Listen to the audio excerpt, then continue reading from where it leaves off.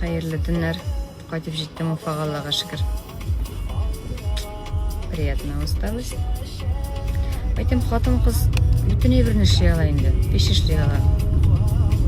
Қыздырсалар енді, конечно.